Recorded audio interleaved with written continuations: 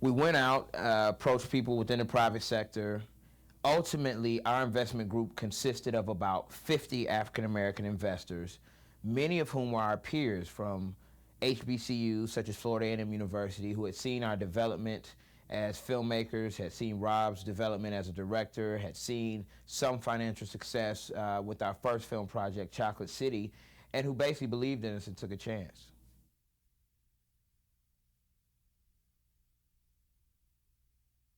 We approach distribution for Trois the exact same way every other independent approaches distribution. You make a film, you take it to Hollywood, you sell it for $100 million. Well, we found out, like most other independent filmmakers, that that's just not the case. So we had to actually independently distribute Trois, which turned out to be a blessing in disguise because our independent distribution was very successful, and it forced us to form networks on our own that we plan to use in the future.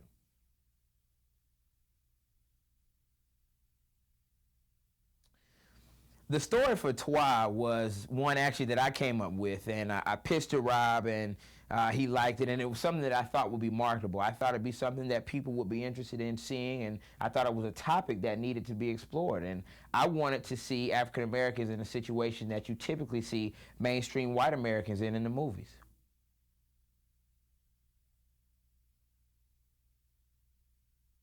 The most challenging thing, I think, hands down, with any independent film is raising the financing. That was the toughest part that we encountered. And again, I can't say enough, we had a group of people that believed in us and made it possible for us to go out and make our dream a reality and involve other people with our process. So we made a lot of dreams come true with Trois.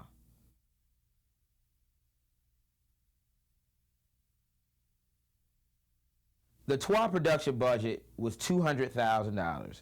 A lot more than we had on our first film, which was $20,000, but a lot less than we really wanted to make the film that we envisioned.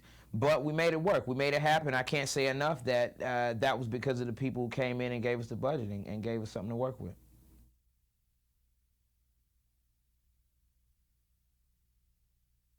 I just thank the Lord up above for giving us the opportunity to make a film like Trois and having some success with it. And I thank you for watching this film and for supporting us and continuing to support us in our future endeavors.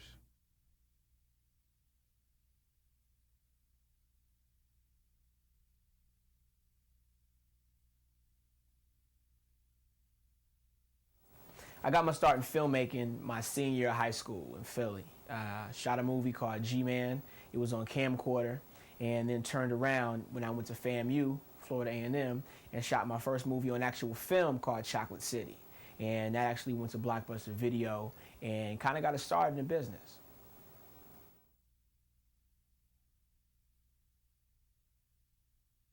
A lot of times filmmakers and screenwriters especially always ask me, they say, well, do you yourself as an artist compromise your art for the sake of coming up with marketability?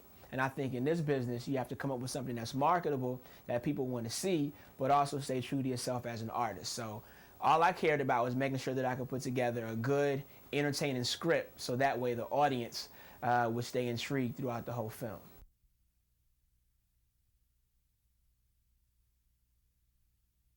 Let me tell you, the day we shot the Trois scene was something else. Normally we have about 40 to 50 people on the set trying to make this film happen. But the day we shot the Menage a Trois, we said, okay, it's a closed set. If you're not working on the production of that particular scene, you have to go. So 100 people showed up on the set that day. And we cleared everybody out, and we set up the actors and had them going through their stuff. But what we didn't know is that they had a long cable, and they were running the video assist monitor to the garage. So you had like 150 people out in the garage checking out all the behind-the-scenes antics of the sex scene. But it was real cool. Got a chance to vibe with everybody. The actors were real comfortable. Ran through the scene about maybe 4 or 5 times and knocked it out.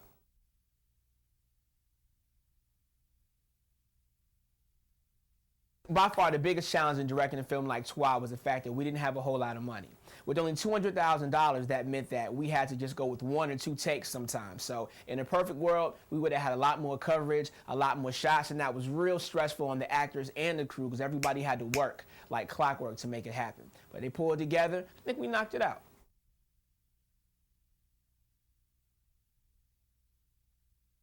I want to give a shout out to everybody that came and saw the movie, number 1.